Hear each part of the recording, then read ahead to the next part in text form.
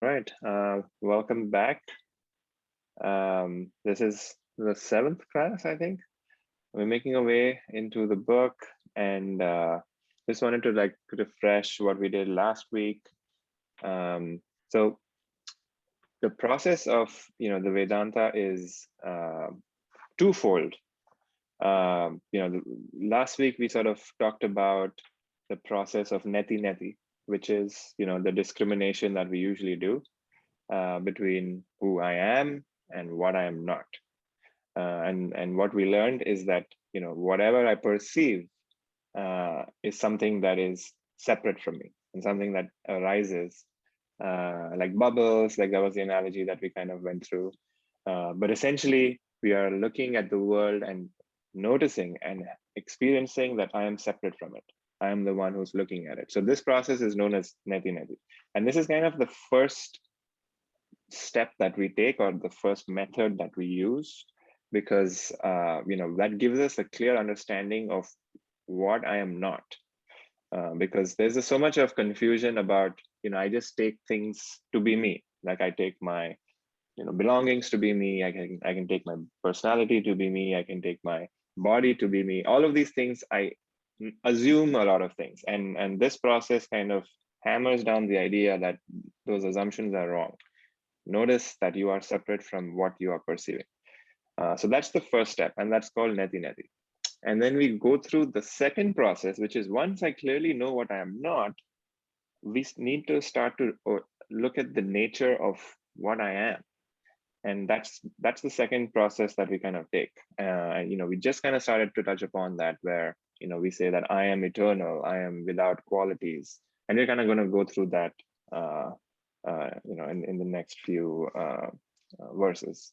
But that's where we are. So always remember that it's a process, it's a method. It's not just an idea that we are like looking at from a distance and saying, yes, that sounds good and I agree with it.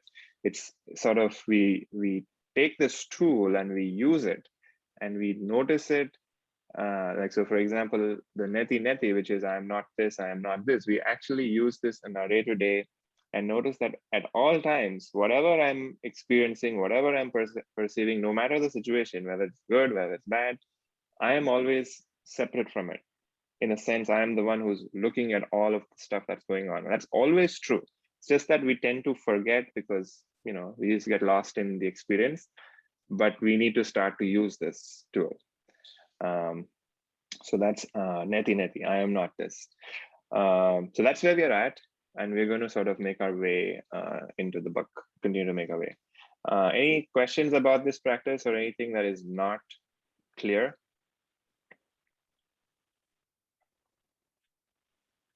Okay, if not, let me share my screen.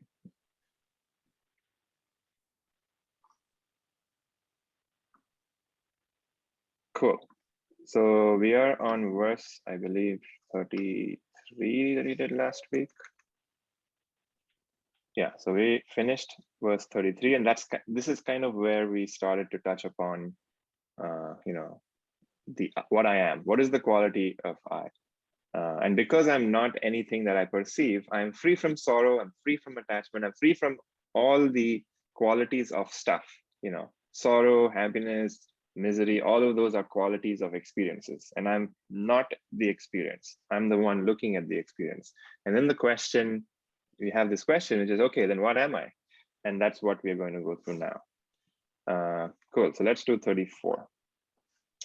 Nirguno nishkriyo nityo nirvikalpo niranjanaha nirvikaro nirakaro nityam uktosmi nirmalaha. So I am attributeless, actionless, eternal, formless, without any desire, thought, or modification, ever liberated and ever pure.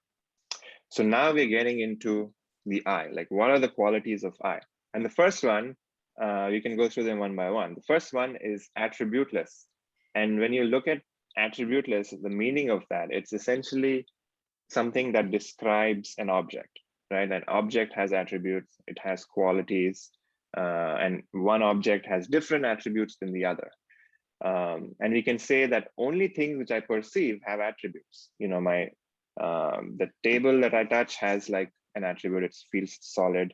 But like the air that I'm perceiving that has different qualities. It's much softer, cooler, temperature of something may be different. So all of these are attributes. And what this is saying is that the self, which is I, this awareness, the one who is looking at the screen right now, that is attributeless, it has no qualities.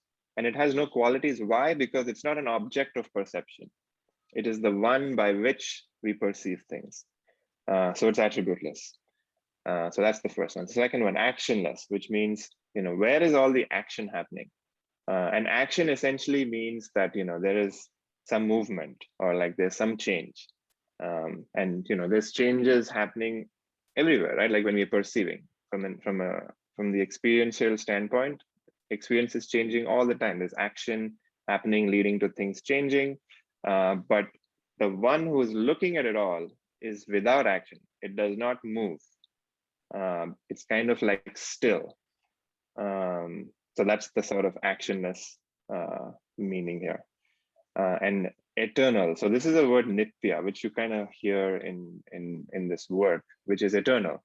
Something that changes can never be eternal, which is why, the Buddha or like, even Christ all spoke about like impermanence in a way where, this world is temporary, but there is a kingdom that is beyond this world, which is eternal.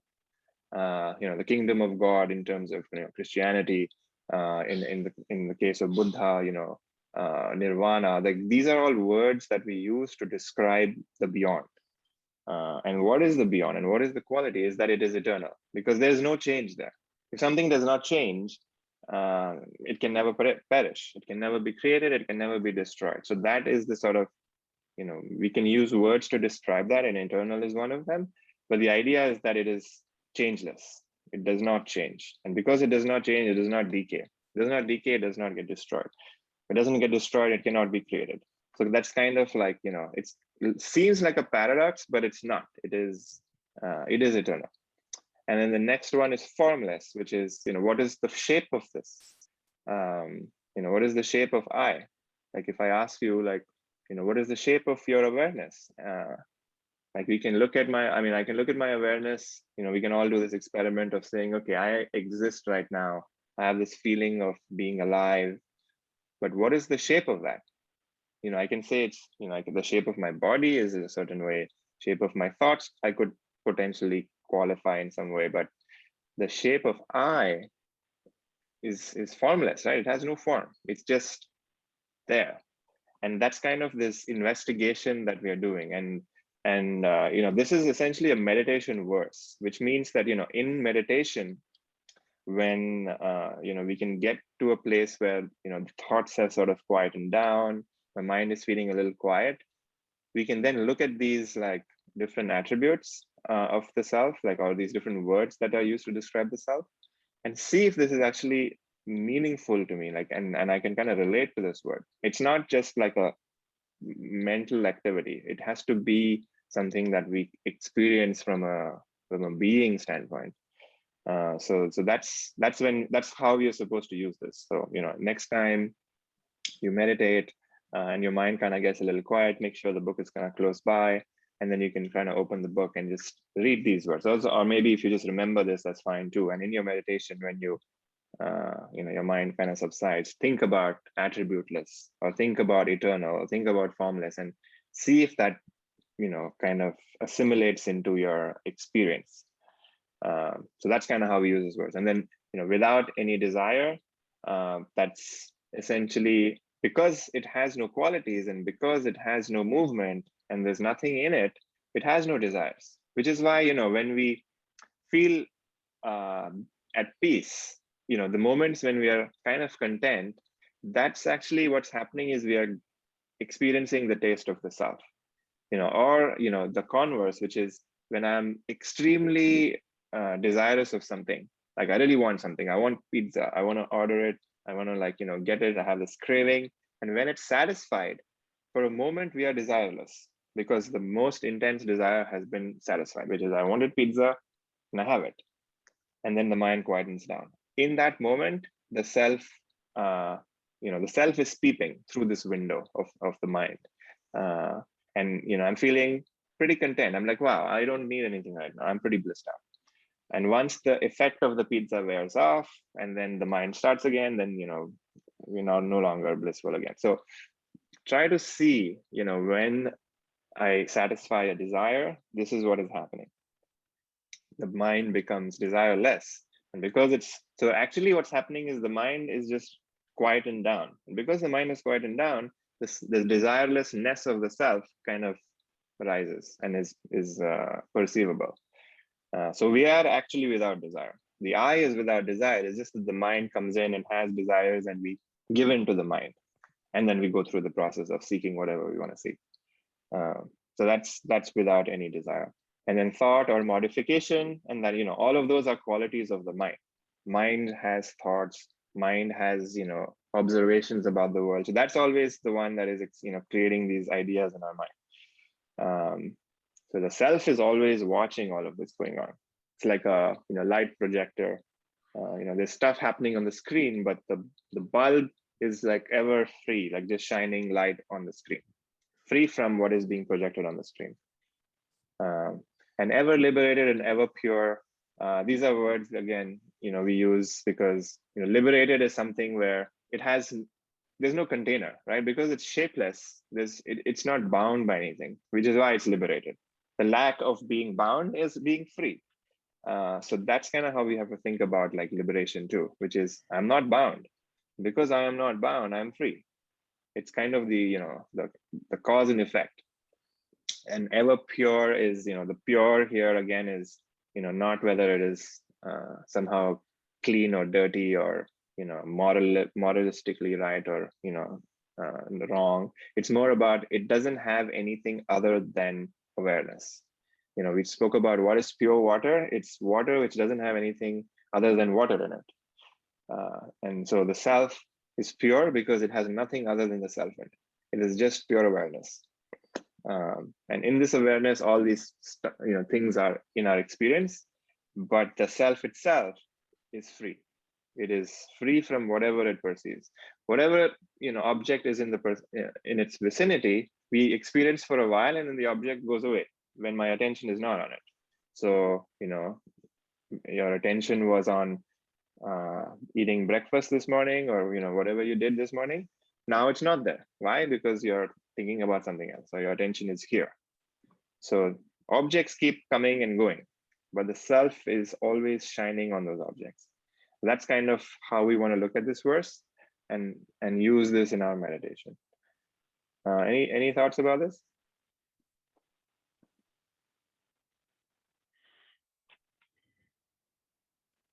Okay, let's go to the next one. Aham akashavat sarvam bahiranta gatochyutah sada sarva samashuddho nisango nirmalo chalah. So like this space, I fill all things within and without, changeless and the same in all, at all times. I'm pure, unattached, stainless, and motionless. So again, this is like a meditation verse where it's describing what I is. And a lot of different spiritual traditions use space as an analogy for the self, because space by itself has those sort of I would say adjectives that we used to describe the self, which is unbound in a way, right? It has no borders, it has no attributes because it's it's not really something that we can perceive. It is infinite, you could say, because it extends in all directions. Like, where is the boundary of space? So like that, the self is there, but technically what is true actually is that the space is in self, because we can say space extends infinitely, but even our awareness extends infinitely, right? Like if you had really great eyes and you could see the like a galaxy which was like millions of light years away, you're aware of that, even like your awareness is there, which is why you're able to see that, right? Or rather, if you were to have been transported to the edge of the galaxy, you're aware, you would still be aware of that edge. So like your awareness exists at all places. There's no place where awareness is not. So in the same way, your awareness can kind of go in any direction, up, down, top, left, right. It's just that, our senses have some sort of limitations where we cannot hear things which are super far away, or we cannot see things which are very far away. But if we did have those senses, we could perceive things anywhere.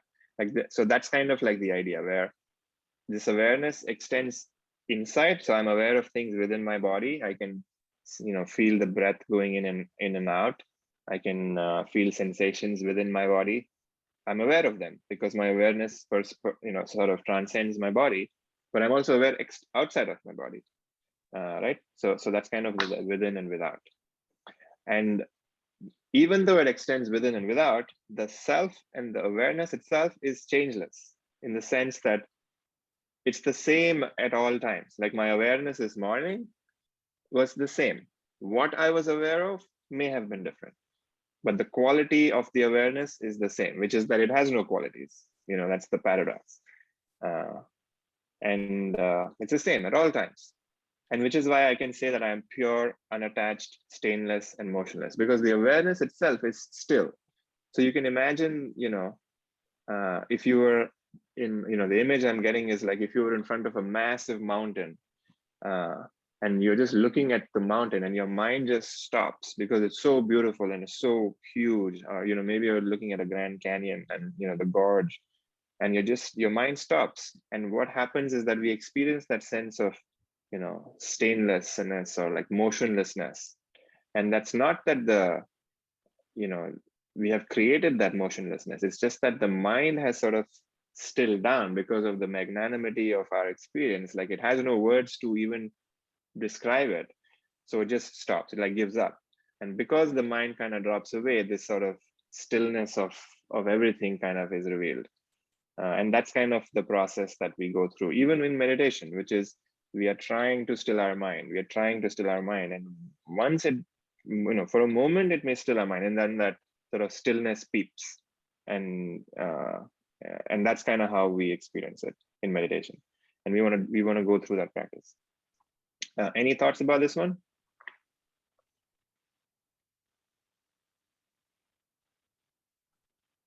Okay. Let's do the next one. Nitya Shuddho Vimuktaukam Akhandanandam Advayam Satyam Jnanam Anantam Yat Param Brahma Hameva Tat. So I am verily that supreme Brahman, which is eternal, pure, ever liberated, one indivisible, blissful, non-dual truth, and of the nature of existence, knowledge, infinite. So again, the author Shankara is kind of like hammering down this sort of a means for us to know what the self is, or like give us ideas or like words that can help us acknowledge that this is the self when we experience it. So, in meditation or even while we are walking, when we experience something that is like blissful, or get this feeling that's indivisible, or like it's, infinite or eternal, like these are words, but there are some moments when we do have these experiences. And when those things happen, it's like if our awareness is on, where we are like, paying attention to whatever is happening, then we can use these verses as a way to recognize it and sort of have this experiential understanding of it. And the word we use is Brahman. So this is the word that we say is actually the word we say to who we are. Like, what is this world? It is Brahman. What am I? I am Brahman. So like that's, the Sanskrit is Aham Brahmasmi, which is this sort of phrase that we use to remember.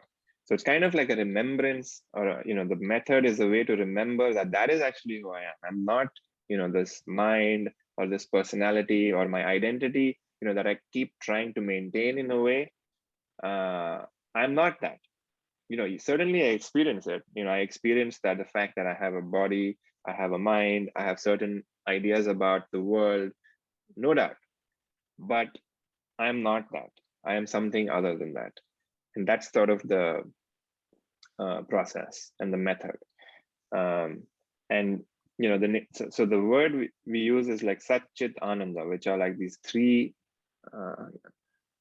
words to describe the self, which is, it is existence itself. It is by which I know that I am. Like if I were to ask any one of you and ask you, do you exist? And you would say, yes, I do. Like there's no doubt. Nobody has a doubt that they exist. I am, I know, I'm experiencing stuff. That's never a doubt in any of our minds. The doubt is, am I the mind? Am I the body? What happened? Like, all these questions, like they are the doubts. But the fact that I exist is never a doubt, because this self is existence itself. And then the next one, which is knowledge, it is by which I can know stuff.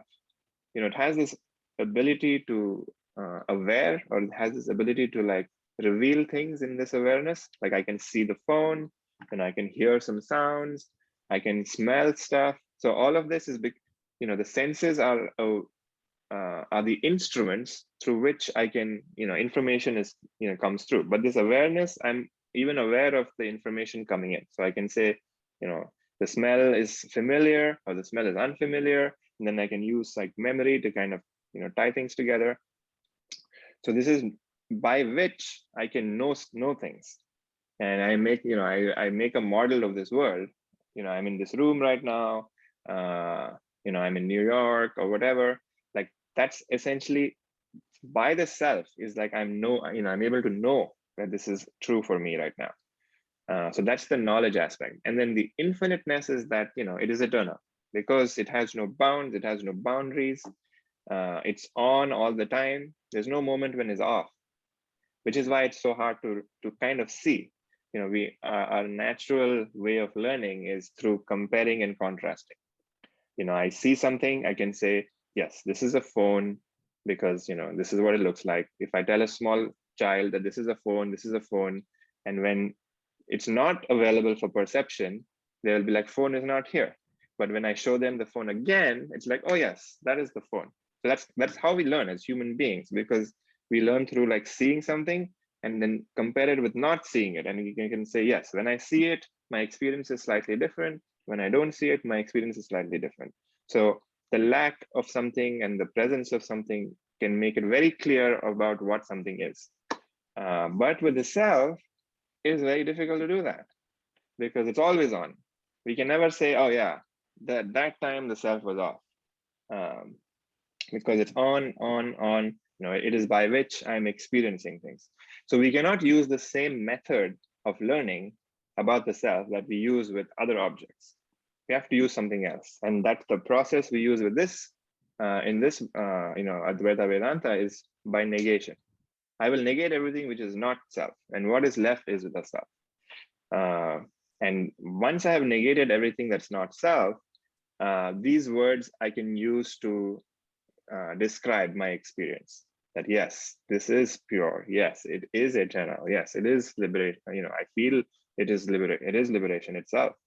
And it's indivisible, which means that I cannot divide it. I can divide a phone and say this is the top part of the phone, bottom part of the phone. But if something has no boundaries, how can you divide something which is infinite, right? You cannot. So like it's like saying, can I divide space? You can create like small sections of it, but you cannot. You cannot really divide it. So that's kind of the same idea here. Any thoughts about this one? So use these as meditation verses. So next time we meditate and the mind feels a little quiet, read these verses. What is the word for infinite? The word is anantam, which means, so did we have it here? In the second line, okay. Yeah, yep, Jnanam Anantam, yep. So Satyam is the existence, Jnanam is knowledge, and Anantam is infinite.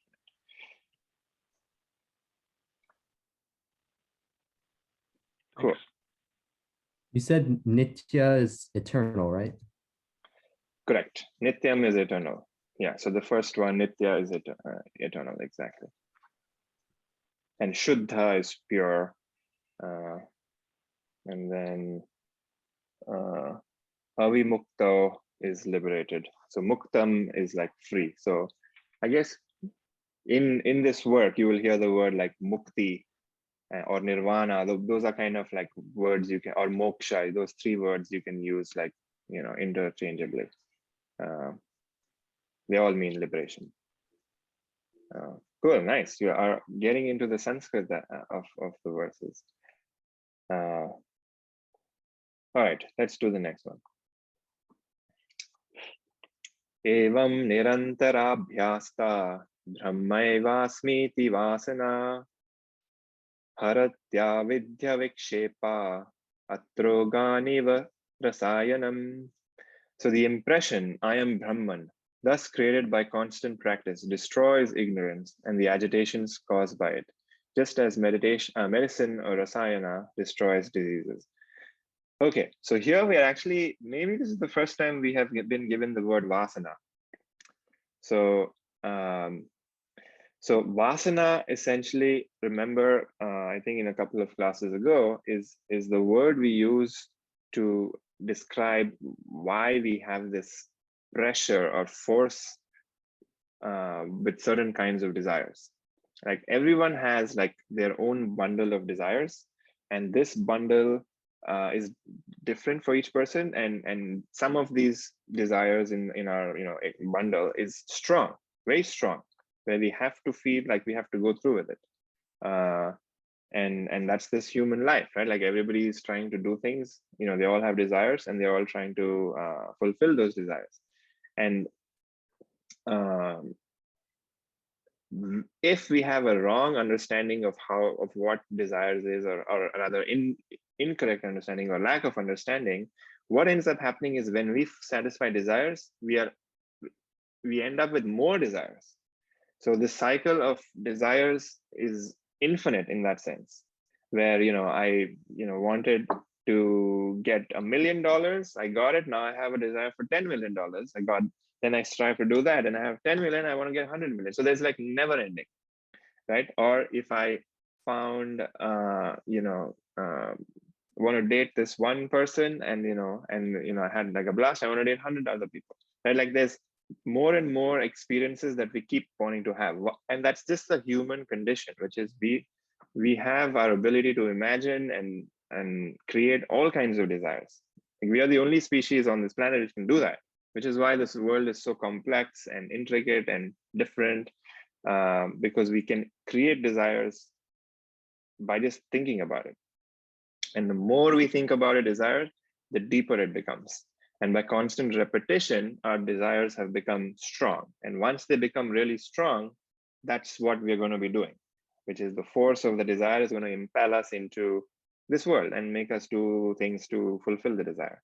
Now, that's the mechanism of vasana. That's the word we use to describe it. It's a very strong impression that's been left in the unconscious. And this impression causes me to do stuff. Now, the good news is that we are gaining impressions all the time. Every day are what my mind is, what my sort of subtle body is, which is the storehouse of memory, impressions, desires, all of that is changing, right? Because of the experiences I have moment to moment. Now, a new impression, which is what we are learning in this class, which is I am Brahman, which is I am consciousness. I am not the stuff. This is a new impression. And in the beginning, it is a very weak impression because it is a new impression. An impression that I am a body and I have to survive and I have to fight for survival, and all of the things that we have learned by being in this world, that's a very strong impression. That's a much deep-rooted impression than I am Brahman. But by constant practice, that I am Brahman, I'm not this world, I am not this body, I am apart from it, this impression grows stronger. And because this impression is not an idea, and this is not like a mechanical process that we are doing, that I am Brahman, like just like a chant, but it's more of a seeing of in our meditation, in the previous verses we went through, seeing that I'm pure, seeing that I'm eternal. When the mind quietens down, noticing that yes, there is this spark within me which is ever free from whatever that is happening outside. And this creates this sort of cycle. And the strength and the impression that I am Brahman becomes deeper and deeper and deeper. And because this is true, this is not a false impression. Everything else is a false impression in the sense that it is never permanent. I can say, oh, I love traveling. That's a very strong impression. I am a one who loves traveling and loves new experiences, and I strive to always get do that. That could be like an idea that you had when you were young, when you were like in your 20s or 30s or 40s. But when you get to your 70s, do you love traveling as much as you did when you were 20? Probably not. Or maybe you do, I don't know. But the point is, like, those things keep changing. And something that changes cannot really have that really deep of an impact on you. But what is true all the time is the truth. That is something that our soul kind of is seeking. And this impression is true.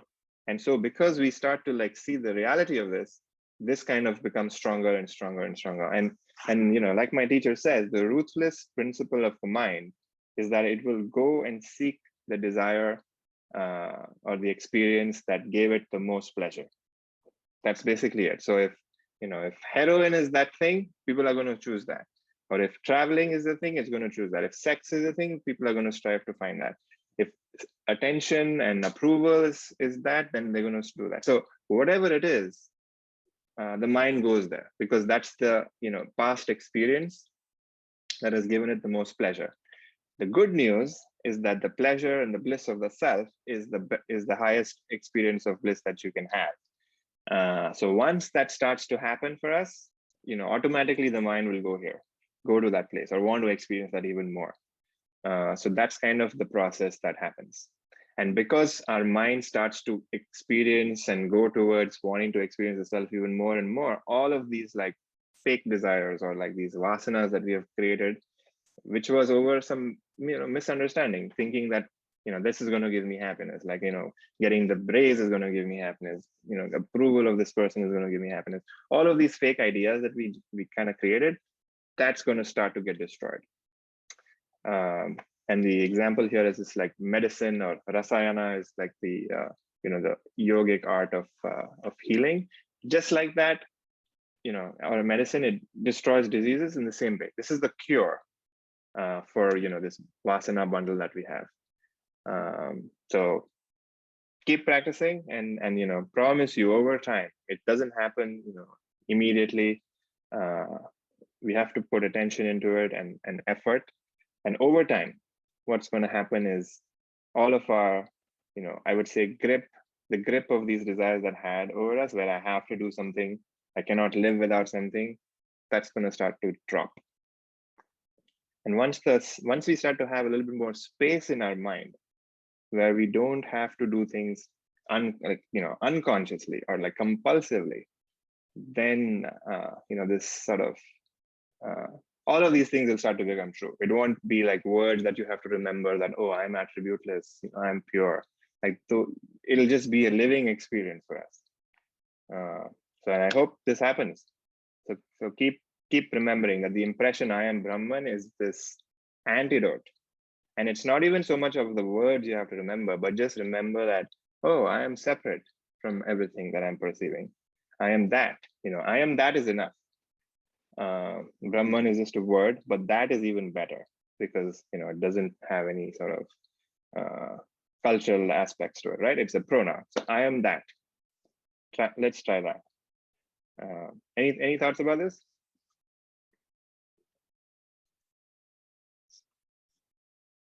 Okay, cool. We're getting into some really cool things here.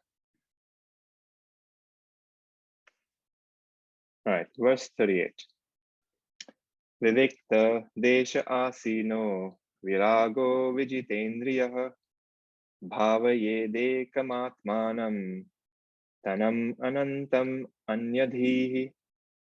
So sitting in a solitary place, freeing the mind from desires and controlling the senses, meditate upon the Atman, which is one without a second, with unswerving attention. Okay, so now we given the practice, right? Like I am Brahman was like the thought, and it's more of like an observation or more of like an impression that we kind of see and notice. And how do we do it? By this. So we want to sit in a solitary place. Why? Because if people are around us, we're going to tend to be distracted. And ideally, do it when you have some space, in the sense, not just from a physical standpoint, but from a mental standpoint too, where you don't have to like be somewhere in like the next 20 minutes, or like you have to like answer a phone call, or do it when the mind is a little chill, like has some that is not dependent on you. There's no like obligations. So do it. That's the best time to meditate. uh, and once we are there, what do? We sit down, potentially like maybe on a chair, or like on the floor, however you want to do it, or on a cushion. And then we are trying to essentially get to a place of no mind. That is what we're trying to do. We're trying to free the mind from desires, and by controlling the senses. Because what is the mind is a good question. And the way we describe it in this work, so mind is nothing but awareness plus thought flow. That's actually how my teacher describes it, or rather his teacher described it, like it's an algebraic expression. So I am aware of my thoughts, that is the mind. When I'm not aware of my thoughts, my mind is not there. And a good example of that is when we go to sleep every night. I'm no longer aware in my, when I'm in a dreamless sleep, my mind is not producing any thoughts. If I have a very choppy sleep, or a very like vivid dream, like my mind is still very active in the dream. So that's not that's not what I'm talking about. When I'm in deep sleep, when there's no dream, in that experience, the mind is kind of free from thoughts. But there's actually like a subtle sort of covering over the mind where I'm not even able to perceive that. It's only after I wake up, I realize that, oh, wow, I did not dream last night. But while I'm having that experience, I'm not aware of that fact that I'm dreamless right now. So, which is why we can't realize the self in deep sleep. Otherwise, it would be so easy to like realize the self in deep sleep. But we can only do this in the waking state. So in the waking state, we want to get to a place where we can let go of our attention from the world. So be in a quiet place, close your eyes. Maybe if you're not feeling sleepy, close your eyes. There's no smell, so you're not touching anything. So pretty much the external senses are free from input. But then what happens? The mind starts to generate ideas, right? And we start to think about things. We start to look at memories, all of these, and we start to think about what we want, desires. But so what we have to do in that is also to kind of rein in our attention from those things. Let the desires pass through. So if you think about how you want to go to Hawaii next week, that idea comes up, let it go, in the sense that don't try to suppress it, don't try to engage in it, but just notice that, oh yes, I want to go to Hawaii, very good, let it pass through, but don't add to it. Don't start planning your trip. So that's kind of how we want to like control the senses, where we are not letting our indulgent tendency of the mind go into any thought or go into any memory, even though it, you can kind of feel the energy of certain thoughts where like maybe a memory is coming up, but don't engage, just stay there. And what's going to happen is it's going to come up, it'll be there for some time until the energy dissipates, and it's going to go away. And over time, we're going to get good at this. We're not going to be good at this in the beginning, but over time, we're going to get good at this. And then we can kind of like put the mind on the side for some amount of time. And when that happens, we meditate, so we're meditating on the Atman, which is the self, which is, that, or which is, where is it that my experience is coming from? So we're kind of introverting our attention and noticing, what is the source of my experience? Where am I, where does this start? Where does it end? So like, this is like, this investigation starts. And with unswerving attention, because that's how we know things. Only if we pay attention to something and we really know it. If you're trying to eat something and my attention is not on the food, I won't even remember, like I won't even notice whether it tastes good or bad, right? So our attention is always important on any activity that we do. So we want to pay attention, be here, not somewhere else. So the mind is producing thoughts, put it on the side. And it may not be easy to do that in the beginning, but over time, we want to build this ability to focus on one thing and just remain there. And we can do that by this practice. Any thoughts about this? Very important verse, because it kind of tells us the purpose of our meditation. It is not to feel good. It is not to de-stress. It is to do this investigation so that we have a clear understanding and a clear perception of the self, with the mind, free from desires and thoughts. So previously we said I am Brahman, but now we're meditating upon Atman. Yeah, so Atman and Brahman, you can say, are like interchangeable words. So Okay. Brahman is like the universal consciousness, and Atman is the individual consciousness. So I have this awareness within me. You have this awareness within you. So the word we use for whatever this individual consciousness I have is Atman. But if we were to talk about, is your Atman separate from my Atman, I would say no. And what is it? It is Brahman. So that's kind of how we say it. Excellent. Thanks. Yeah. But what we are noticing is I am Atman or I am Brahman. You can, that's why I said I am that is probably easier, because that we don't have to worry about the word. But just noticing that, oh, I am that, and keep noticing that. The mind will want to focus on the stuff, on your desires, on your, concerns, on your, problems, on your, past issues and like future worries. All the mind is constantly want to like focus on it, like pay attention to that. But instead we want to pay attention to I. Notice the I, that, oh, I am separate from this. I am separate from this. And building that firm conviction, and not from a mental standpoint, but from a firm experiential standpoint, that yes, I'm always separate. I am always separate. No matter the thought that I have in my mind, I'm always separate. Or no matter the experience that I'm experiencing right now, I'm always separate. The world may be on fire too, but I am always separate. That is the firm conviction.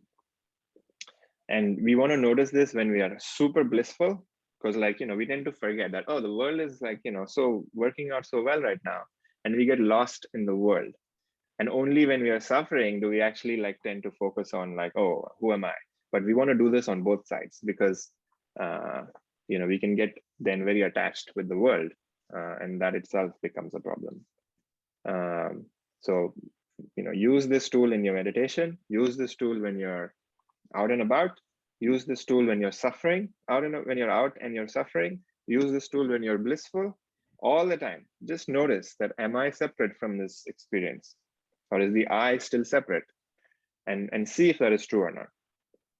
When the boss is yelling at you and you're feeling triggered, notice that if I is separate from this experience right now, all the time, and build your own conviction, because nobody can give you the conviction. It has to be earned.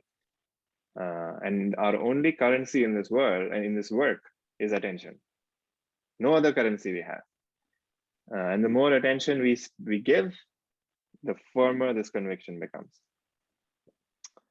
All right. Any other thoughts about this?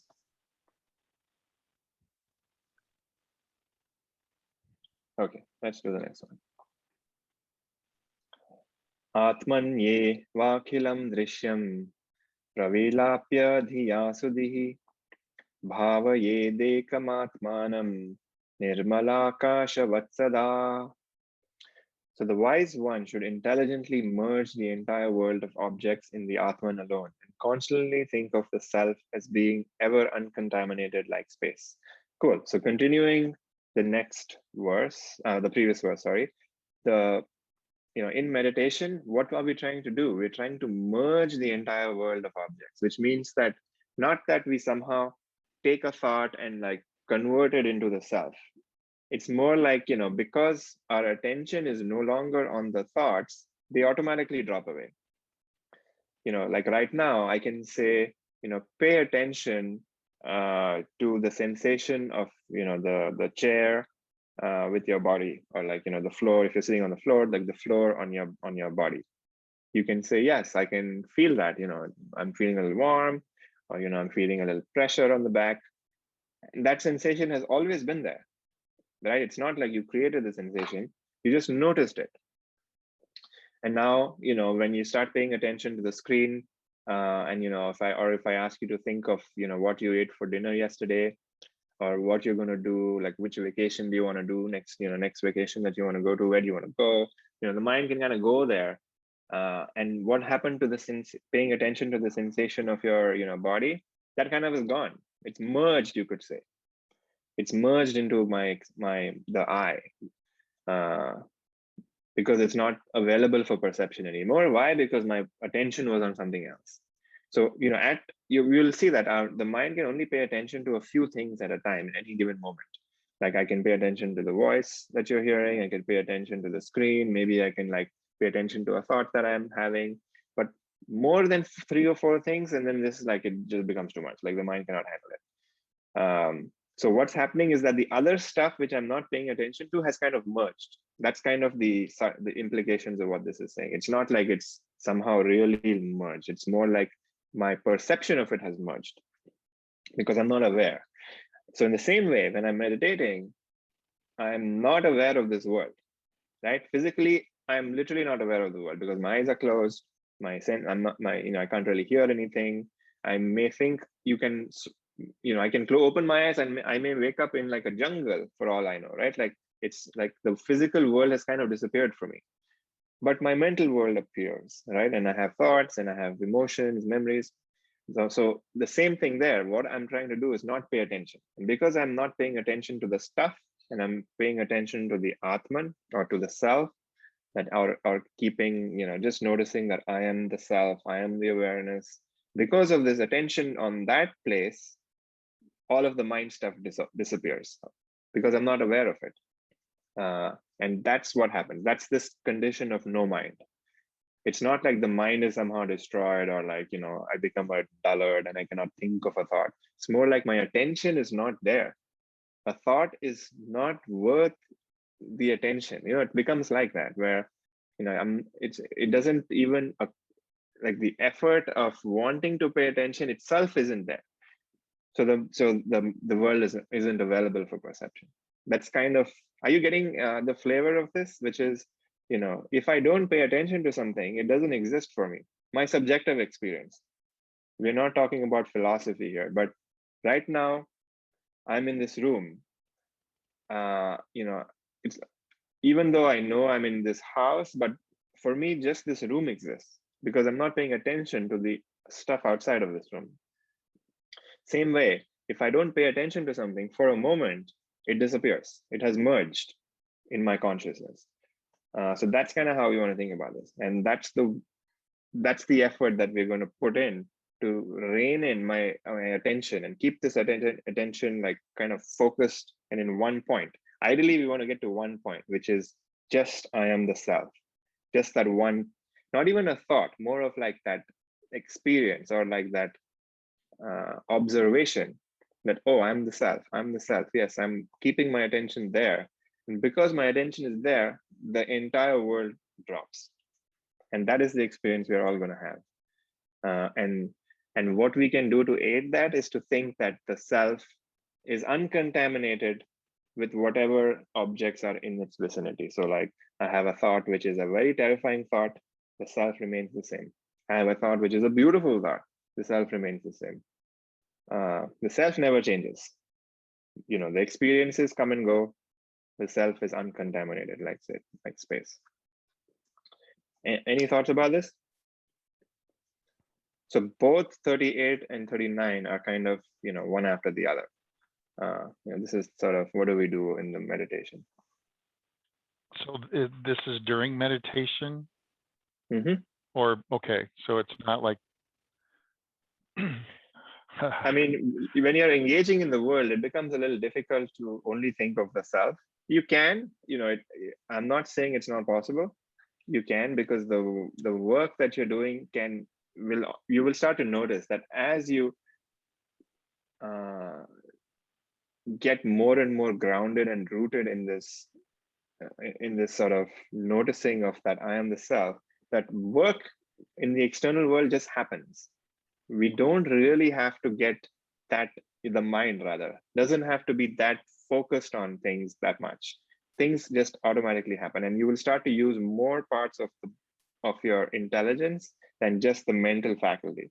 There will be the emotional stuff. There will be like the body will be more, aware of things. Like it's hard to express in words, and this is going like, beyond what this book's purpose is. But the idea is that try this in meditation first, get rooted there, and then take that into the world.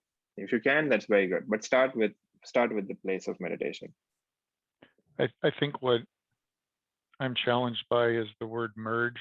So it's like am I supposed to try to merge the world, or is it more of a letting go of the world and moving to the latter? Self? Okay. Yeah, the latter. So right. like the example merge that I used sounds like I got to do something here. I got to merge into another lane, or I need to take all of these other things that are floating out there and bring them into Atman. Like that. But it's almost like the opposite of that in a way. It's is what it sounds like. I mean, this if I understand this correctly, is to merge is to bring those objects in, but to let them go at the same time, because they don't matter. What matters is the self. Yes. Okay. And it's an automatic process, but if we can keep our attention focused on one place, right? So you can imagine, like, when you're reading a book that you really love, and your focus is only on the book, or you're watching a movie that you're so engaging that you have kind of lost track of time, you've lost track of your body even. And what has happened is that the world has merged into this one experience. That's kind of like the language here. Or rather, you have let go of like you've let go of your hunger, you've let go of like your maybe you want to pee, and like the feeling has also, you've forgotten it. So you've essentially forgotten, right? So what's happened, that the world has merged into this experience, you can say. Or like you have let go, or like you were saying, I've let go of like my entire world, because my entire attention is just on this one experience. That's kind of the analogy. Got it. Is that? Yep. Language can only like describe certain aspects of it, so always falls short.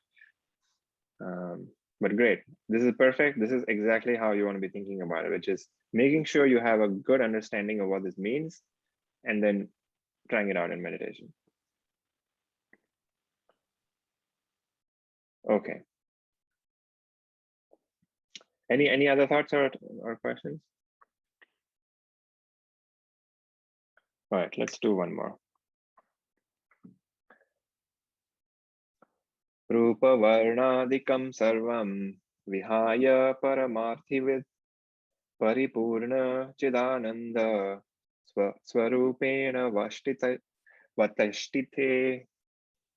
So he who has realized the Supreme discards all his identifications with the objects of names and forms. Thereafter, he or she dwells as an embodiment of the infinite consciousness and bliss. They become the self. Okay, so now we're kind of talking about what happens after the realization, or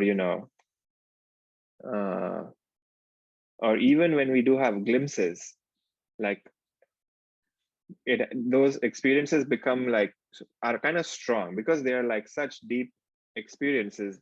Like it causes some stuff to happen, and what happens is that all of our identifications with like silly things, like some aspect of my personality, some maybe some grudge I was holding on to against with some person, all of these things which are all rooted in this idea that I am a person, all of those things start to fade away.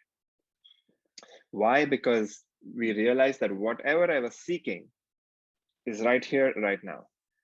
Because all of my sort of desires which I have only one purpose, which is I want to feel more, or like I want to feel better than I am right now.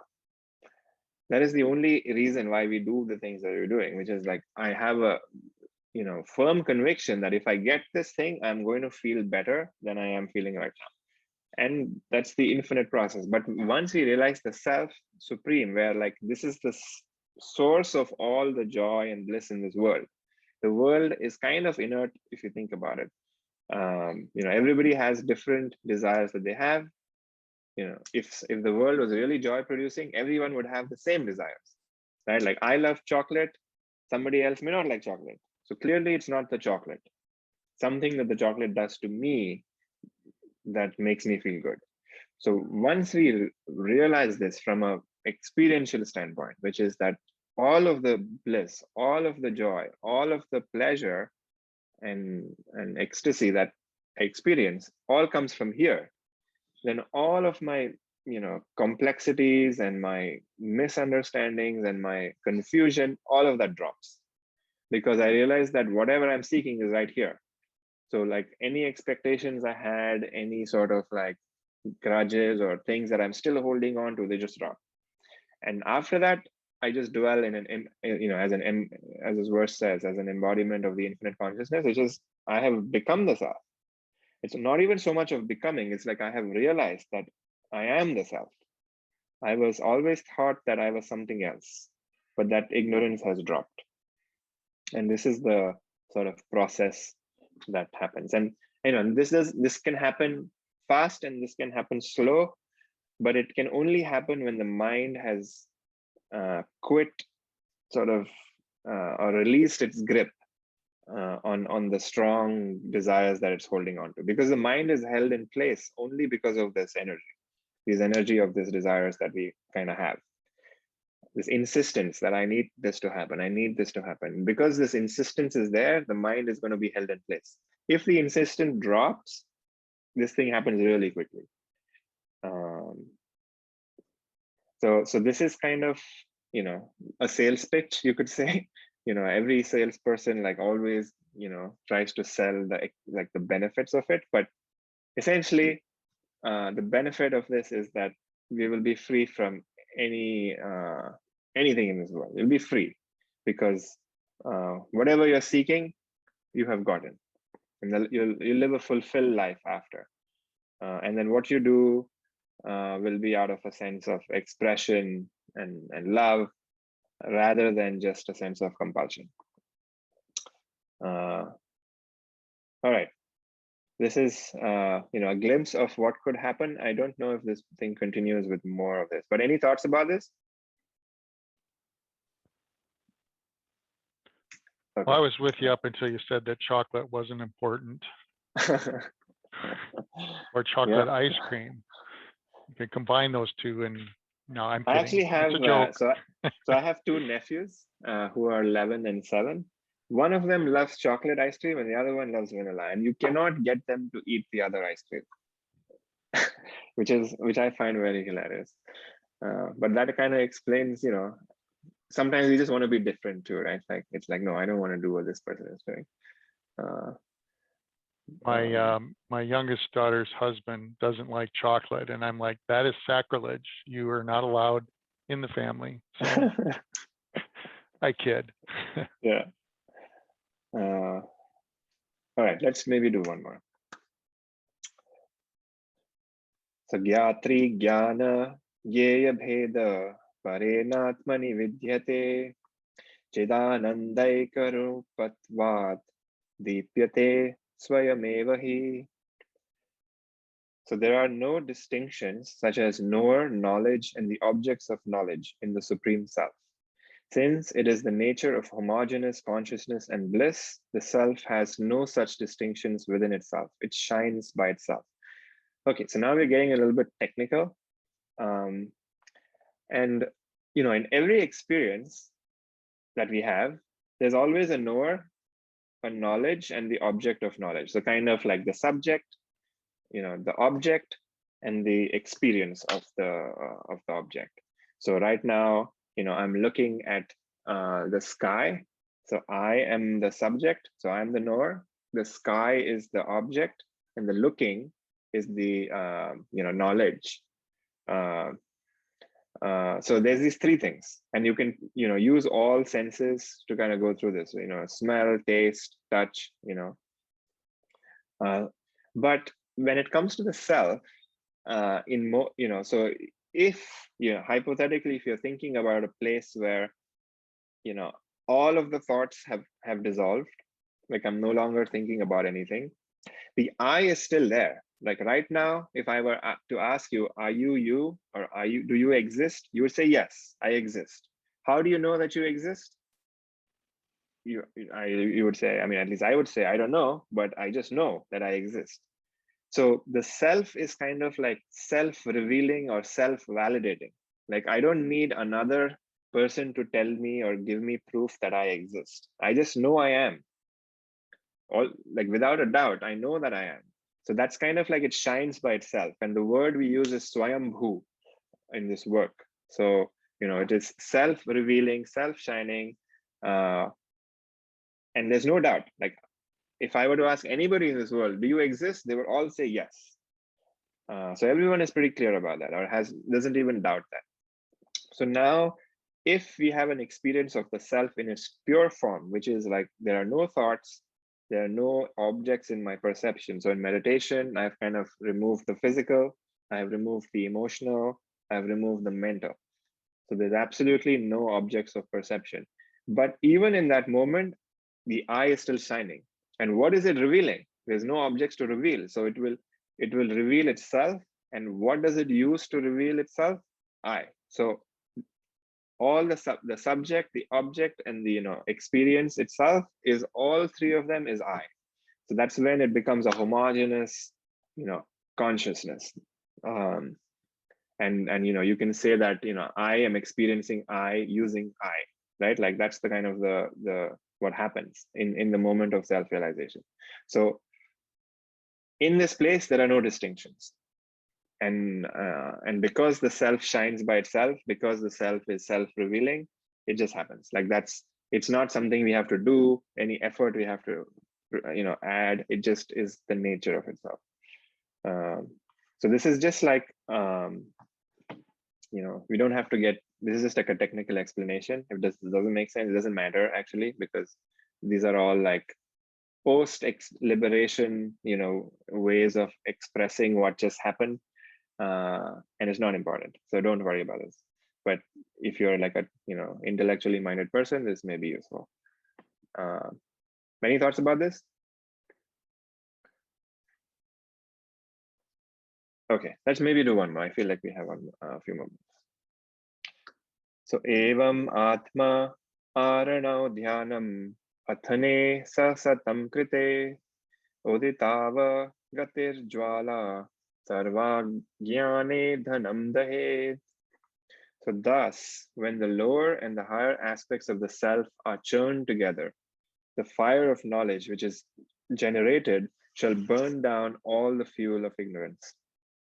All right, so this is like a beautiful image, like when you're like gone camping and like you're trying to light a fire, like back in the day when there were like no matches or like no lighters or fuel or anything, you kind of used a way to start a fire, which is by like rubbing two things together, and you're kind of like creating heat by like rubbing. So the effort is like rubbing two sticks together maybe, or like rubbing a flint stone together or whatever, right? Like, so you're doing effort, and because of which there's a spark, and then the spark lights this fire, and then the fire takes a while to like start or whatever, and then it keeps continuing and continuing, consumes the fuel, and all of the wood kind of burns away, and then the fire stops.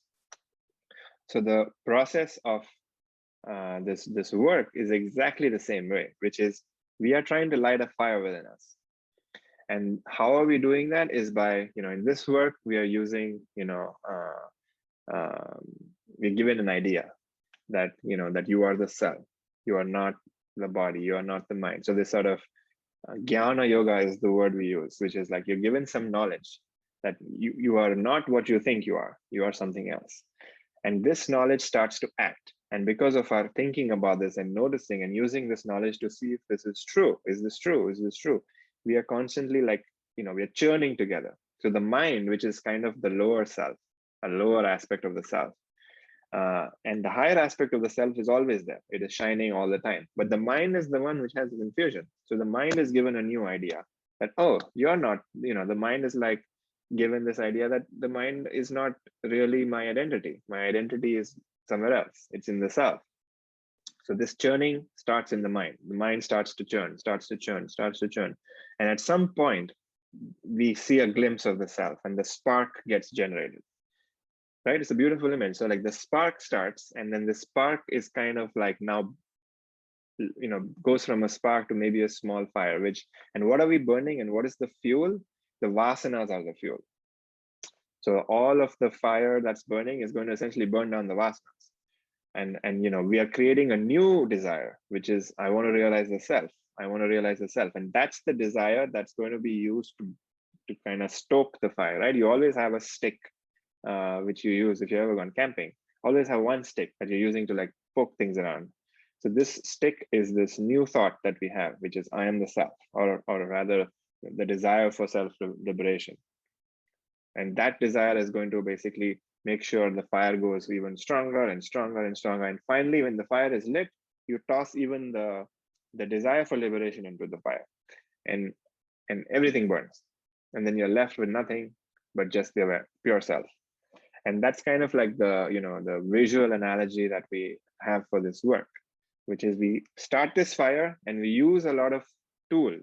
We can use a stick, we can use like gloves to keep ourselves protected. But after it all lights, and it's self-sustaining, you just toss it because it has the momentum and the thing. But in the beginning, how careful we have to be to light a fire, like making sure like it's well, because that's the effort that we have to put in the beginning.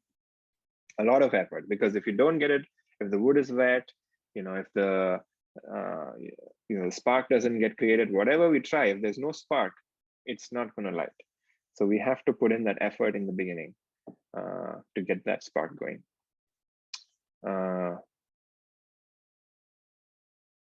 Any thoughts about this? So I think this is a good place to stop. We did about almost 10 verses, or maybe 9 verses, but great. So we're probably about halfway through the book now.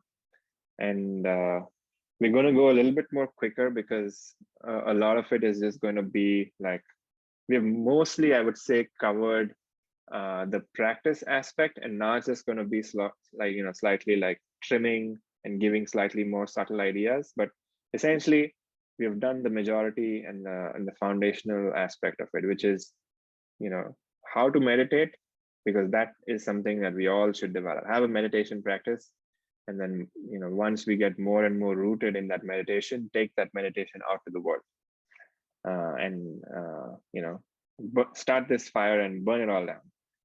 That's what we're doing. I will stop sharing my screen here. Any thoughts or questions?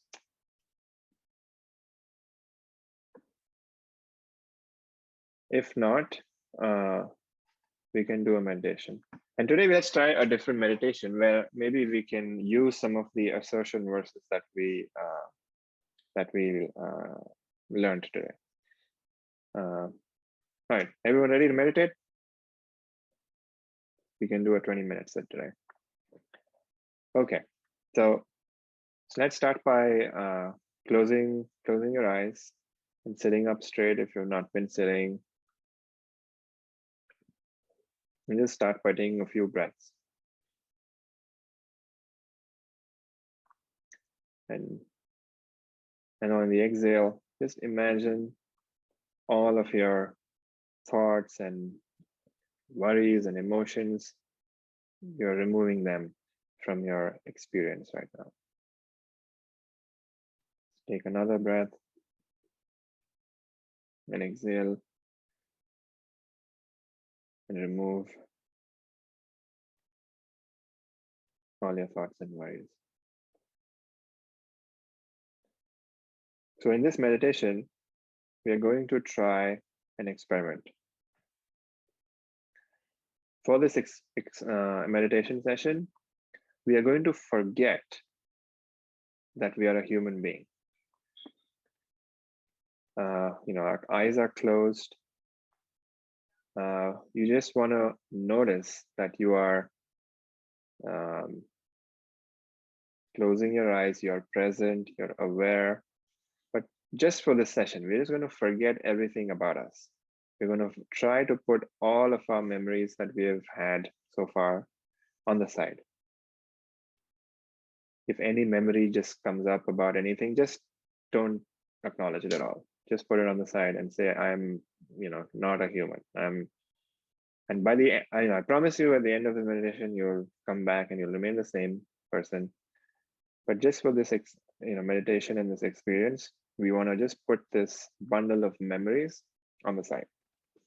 Similarly, let's also put the bundle of thoughts on the side. So I have,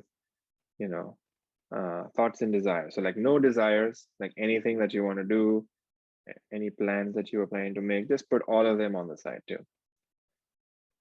And we just want to stay as this conscious awareness that's pulsating moment to moment. If you can, also just forget that you are in your house. You don't know where you are. Maybe you can imagine that you're just floating in space. You're sitting down and you're maybe sitting on a magic carpet and it's just floating in space. So you have no past thoughts, or rather no past memories. You have no desires. And you're just floating in space. So almost like maybe you don't even have a body. So you can just try to, if there's body perception that comes up, just ignore it. Just imagine you're just floating in space without a body, just this awareness, consciousness, or this conscious being. And because you have no body, you have no shape. And you're just floating. You don't know where you start, don't know where you end.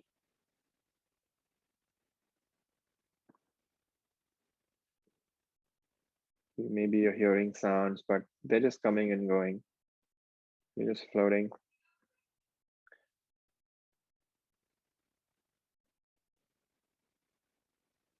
If there's thoughts that's coming up, just put it on the side. You just want to imagine that you're just blank, moving in space endlessly. There is no boundaries to anything. So if you've been able to come with me so far, I'm going to ask you a few questions about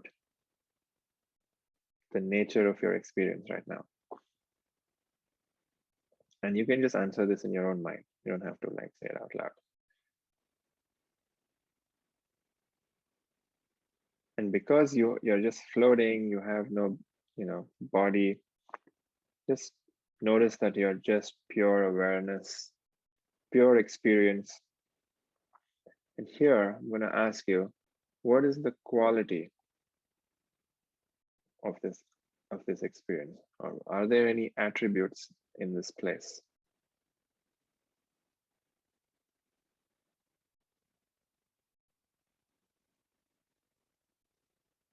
Or I could say, does this place have any qualities? Would be a yes or no question.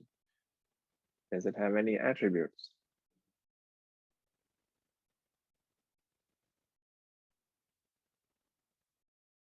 Does it have a start? You feel like this place, has like any boundaries, a start and an end?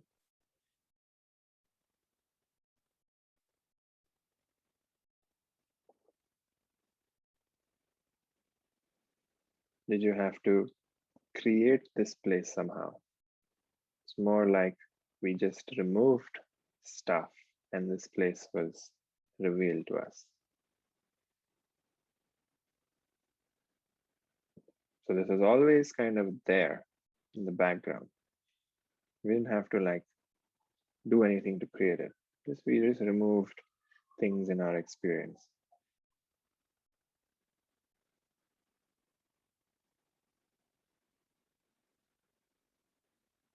Does it have a shape? Does this experience have a shape?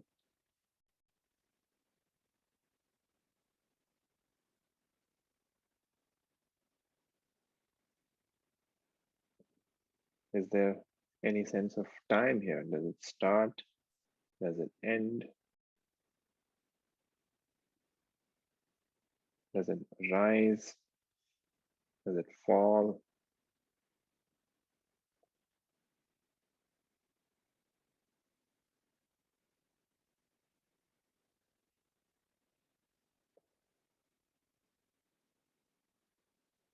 This, if you're here and if your answers to these questions were no,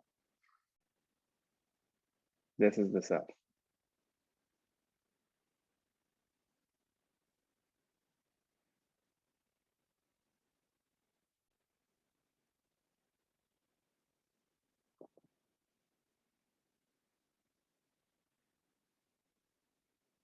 You don't have to do anything to gain it. It's always available. Just that our mind needs to stop paying attention to objects and other things and just come to this place. You can even say, ask you, how is this close to you? Is this far away from you? Is there any distance? Try to notice that.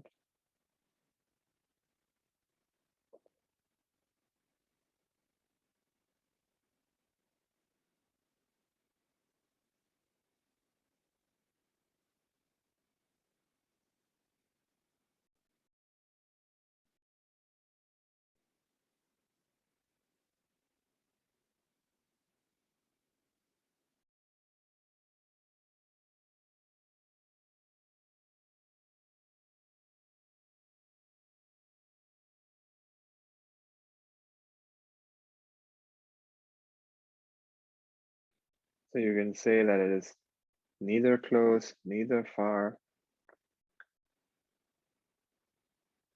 All of these paradoxes which don't make sense, but that's kind of the experience we have.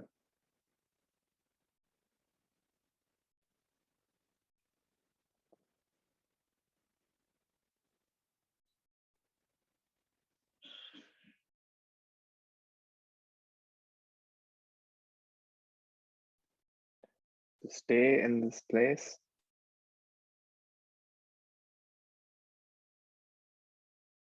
and just be here. And if any thoughts are coming up, just put it on the side. And just keep coming back to this place.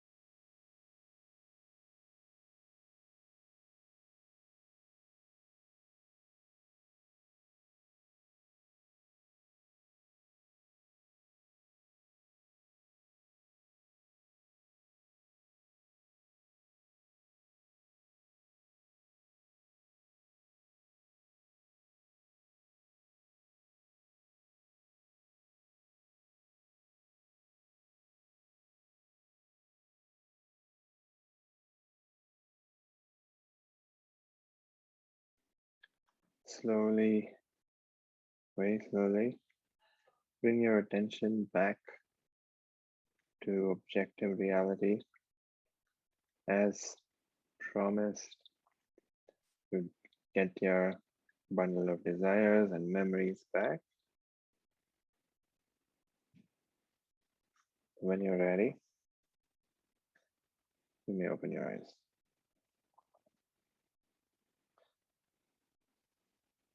Let's end this class with our chant.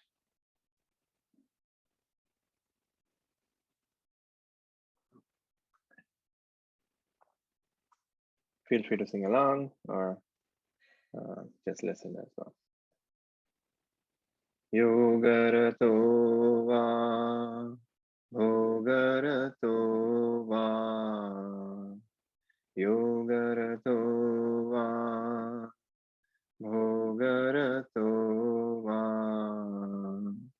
sangarato va, sangavihina, sangarato va, sangavihina, yasya brahmani ramate chittam, yasya brahmani ramate chittam, nandati nandati nandatyeva, nandati nandati nandatyeva, nandati nandati nandatyeva.